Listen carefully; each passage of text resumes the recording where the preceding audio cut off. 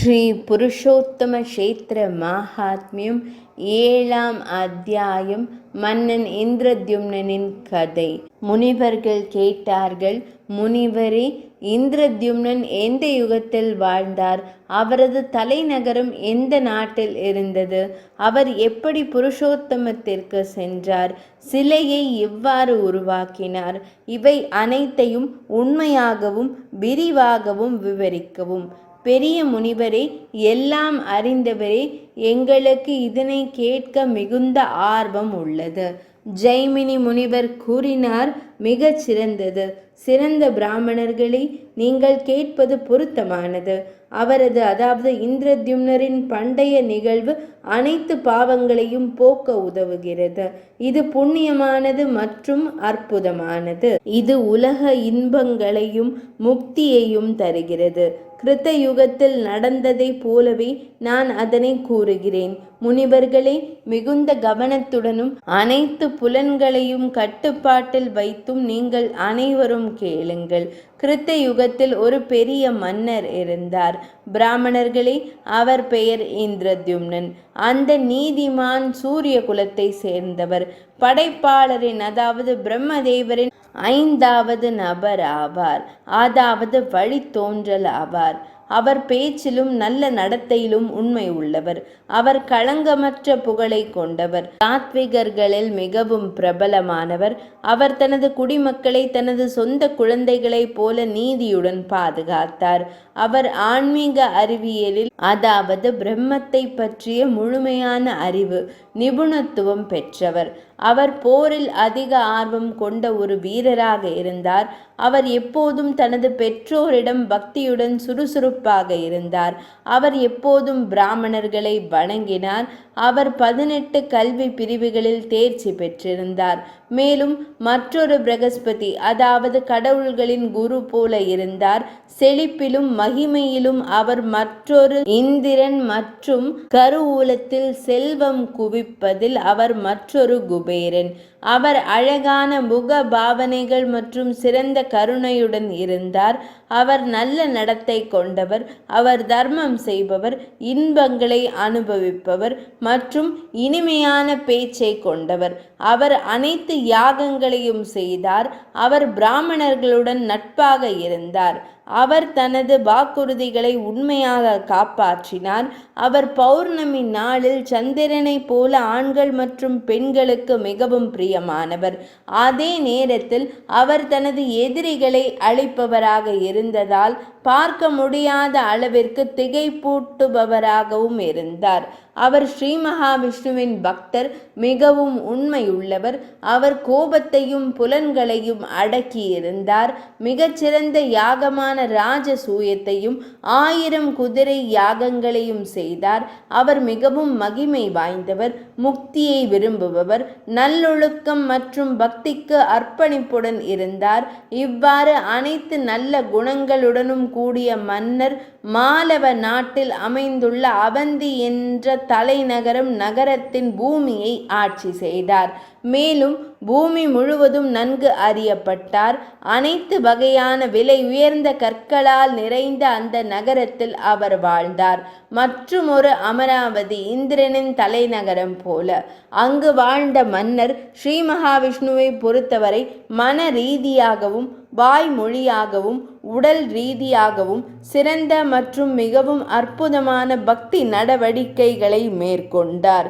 இவ்வாறு பக்தியுடன் சுறுசுறுப்பாக இருந்தபோது ஒரு முறை கருவறைக்குள் ஸ்ரீ மகாலட்சுமியின் துணையான இறைவனை வழிபடும் நேரத்தில் கற்றறிந்த மனிதர்கள், கவிஞர்கள், வேதங்களில் நன்கு அறிந்த பிராமணர்கள் மற்றும் புகழ்பெற்ற ஜோதிடர்களுடன் அமர்ந்திருந்த தனது பூசாரியிடம் அவர் மரியாதையுடன் உரையாற்றினார். இந்த மரண விழிகளால் ஜெகந்நாதரை, உலகங்களின் இறைவனை நாம் காணக்கூடிய அந்த சிறந்த புனித இடம் அறியப்படட்டும். ஸ்ரீ மகாவிஷ்ணுவின் சீடரான சிறந்த மன்னரால் இவ்வாறு கேட்கப்பட்ட போது பூசாரியானவர் யாத்ரீகர்களின் கூட்டத்தை எதிர்கொண்டு பணிவுடன் இந்த வார்த்தைகளை கூறினார். நல்லவர்களே, புனித தலங்களை அறிவதில் வல்லுநர்களே, யாத்திரை மேற்கொள்ள ஆர்வம் உள்ளவர்களே, எங்கள் இறைவன் என்ன விரும்புகிறார் என்பதை நீங்கள் அனைவரும் கேட்டிருக்கிறீர்கள்.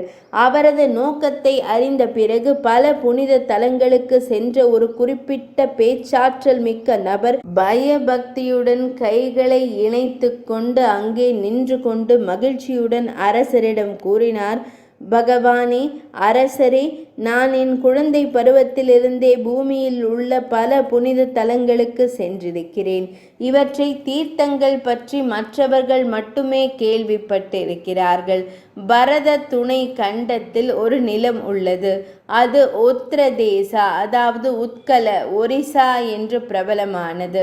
அது தெற்கு பெருங்கடலின் கரையில் உள்ளது. புனித தலம் ஸ்ரீ புருஷோத்தமம். அங்கே நீலகிரி என்ற மலை உள்ளது. அது சுற்றிலும் காடுகளால் சூழப்பட்டுள்ளது. அதன் நடுவில் ஒரு கல்ப மரம், அதாவது ஒரு ஆலமரம், ஒரு குரோசம் வரை 3 கிலோமீட்டர் நீண்டுள்ளது. அதன் நிழலில் நுழைந்தால் ஒரு பிராமணரை கொன்ற பாவம் நீங்கும். அதன் மேற்கில் ரௌஹின என்ற புகழ்பெற்ற புனித குளம் உள்ளது. இது ஆதி நீரால் நிரம்பி உள்ளது. அதன் வெறும் தொடர்பால் அது முக்தியை அளிக்கிறது. அதன் கிழக்கு கரையில் நீலக்கல்லாலான ஸ்ரீ வாசுதேவரின் உடல், அதாவது சிலை உள்ளது. அது நேரடியாக முக்தியை அளிப்பது. அங்குள்ள குண்டத்தில், அதாவது புனித திருக்குளத்தில் புனித நீராடி புருஷோத்தமரை தரிசிப்பவர் 1000 குதிரை யாகங்களின் பலனை பெறுகிறார். பின்னர் முக்தி பெறுகிறார். ஒரு இசபர தீபகா என்று அழைக்கப்படும் ஒரு அற்புதமான துறவி இல்லம் இது இறைவனின் மேற்கு பக்கத்தில் உள்ளது. மற்ற சபரர்களில், அதாவது வேட்டைக்காரர்களின் வாசஸ்தலங்களால் சூழப்பட்டுள்ளது. ஸ்ரீ மகாவிஷ்ணுவின் ஆலயத்திற்கு செல்லும் ஒரு நடைபாதை உள்ளது. அங்குதான் ஜெகநாதர் சங்கம், சக்கரம் மற்றும் கதாயுதத்தை ஏந்தியபடி இருக்கிறார்.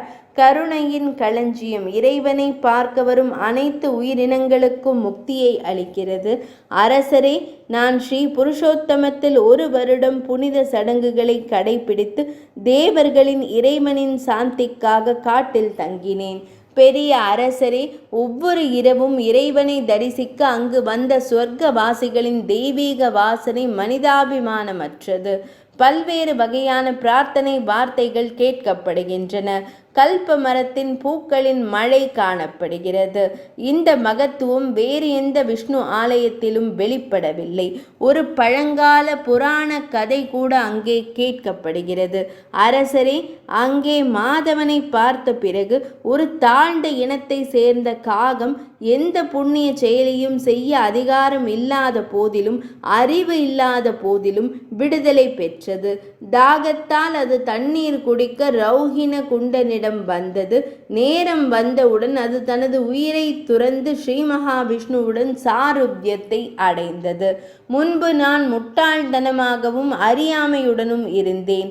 ஆனால் அவரது தயவால் இப்போது சேஷர் 18 கல்வி கிளைகளை பற்றிய அறிவில் எனக்கு அடுத்தபடியாக இருக்கலாம்.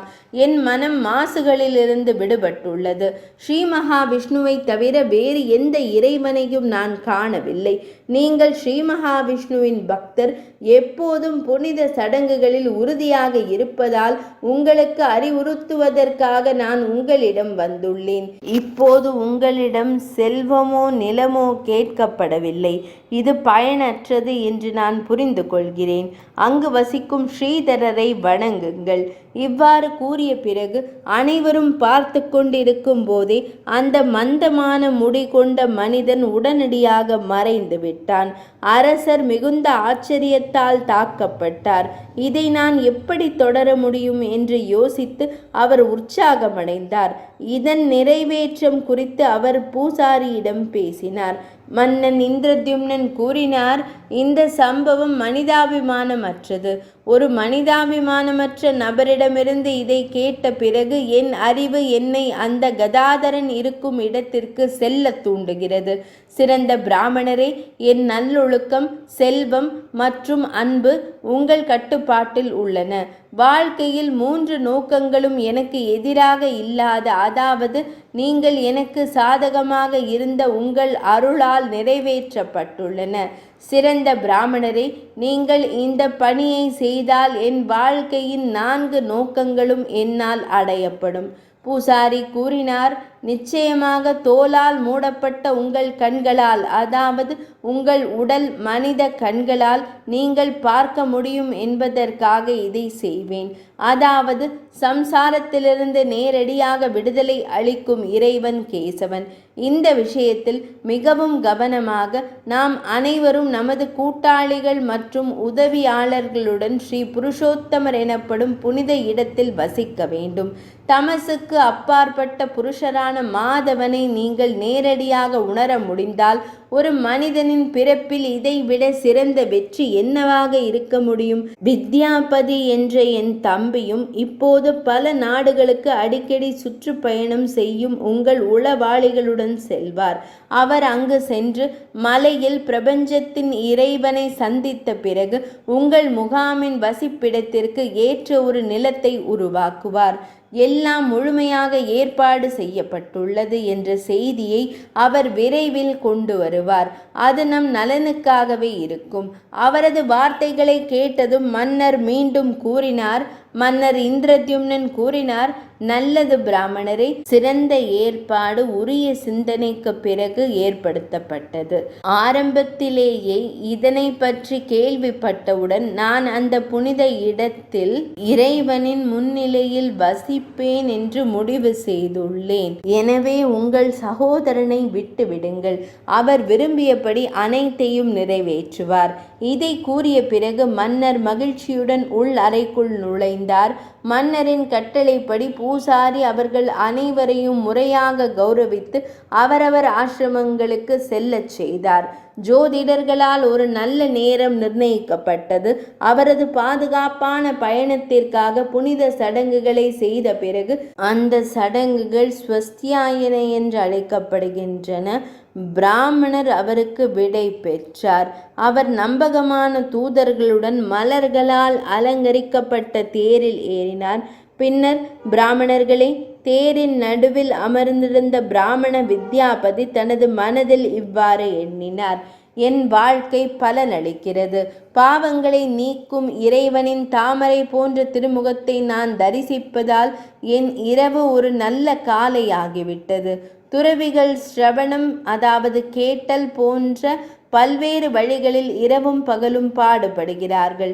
பின்னர் தங்கள் தாமரை போன்ற இதயத்தில் இறைவன் வசிப்பதை காண்கிறார்கள்.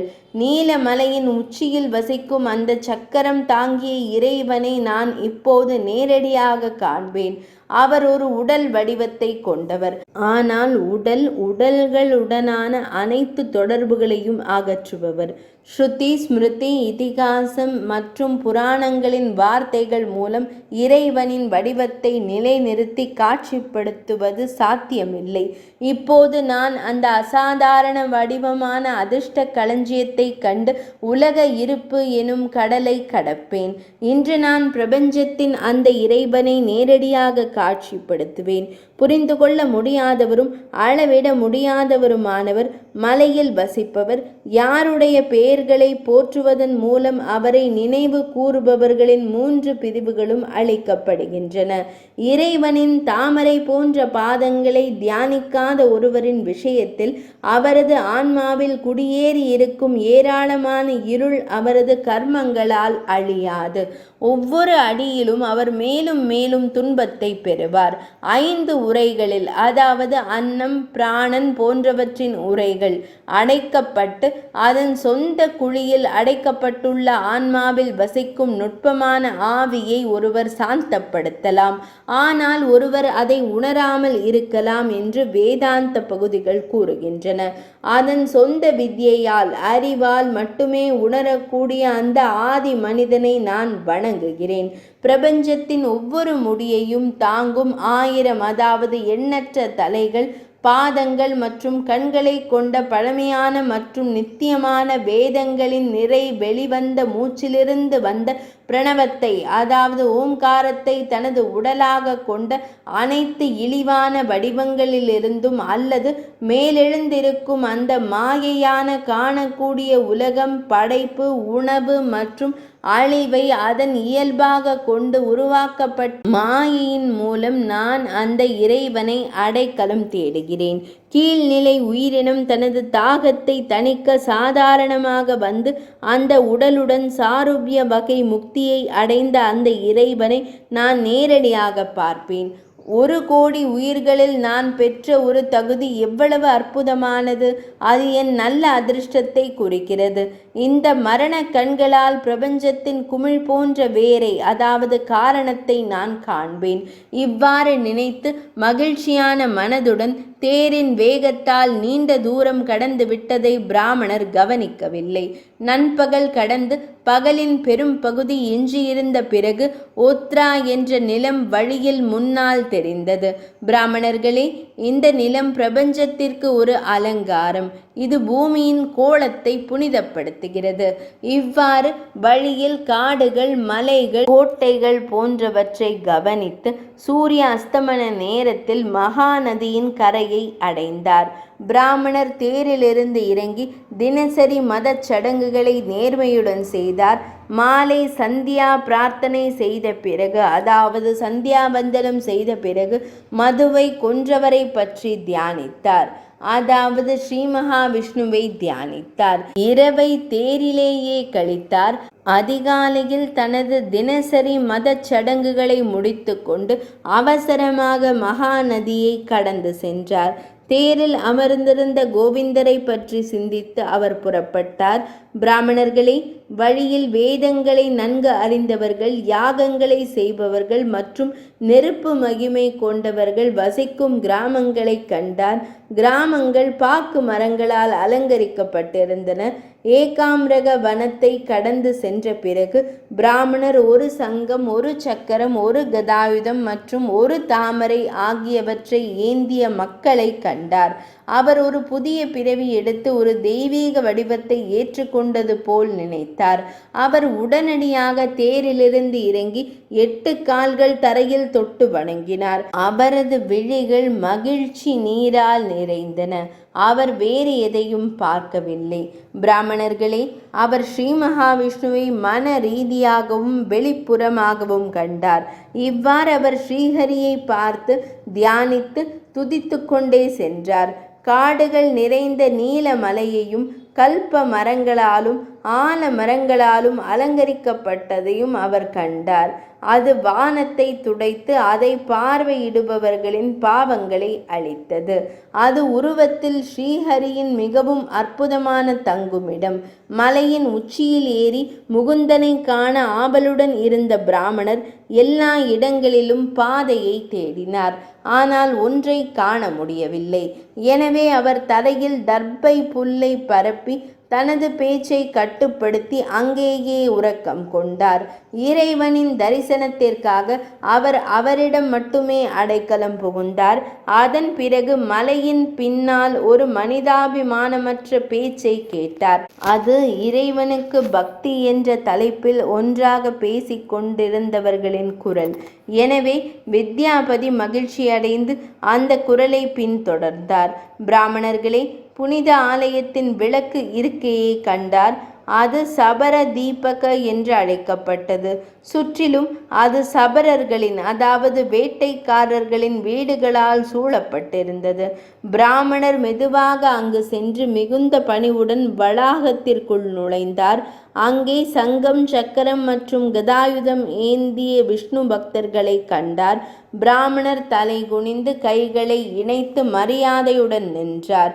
பின்னர் நரை முடியால் மூடப்பட்டிருந்த ஸ்ரீஹரி வழிபாட்டை முடித்த விஸ்வாசு என்ற சபரர் அந்த நொடியே மலையின் நடுவிலிருந்து வெளியே வந்தார். அவர் கையில் வழிபாட்டின் எச்சங்களுடன் அற்புதமாக தோன்றினார். அவரை கண்டதும் பிராமணர் மகிழ்ச்சி அடைந்தார். அவர் இவ்வாறு நினைத்தார்: இந்த ஸ்ரீ மகாவிஷ்ணுவின் முன்னணி பக்தர் ஸ்ரீஹரியின் வசிப்பிடத்திலிருந்து இங்கு வந்துள்ளார். அவர் சோர்வாக இருக்கிறார். வழிபாட்டின் எச்சங்களால் அவர் அலங்கரிக்கப்பட்டுள்ளார். அவரிடமிருந்து ஸ்ரீ மகாவிஷ்ணுவை பற்றிய அரிய விவரங்களை பெறுவேன். பிராமணர் இவ்வாறு சிந்தித்து கொண்டிருந்த போது சபரர் அவரை நோக்கி, சபரர் கூறினார்: இந்த அசாத்தியமான காட்டுப்பகுதிக்கு நீங்கள் எங்கிருந்து வந்தீர்கள்? பசி மற்றும் தாகத்தால் நீங்கள் மிகவும் சோர்வாக இருக்கிறீர்கள். இங்கே வசதியாக அமருவதில் மகிழ்ச்சி அடைவீராக. நீண்ட நேரம் அவர் அங்கு அமர்ந்தார்.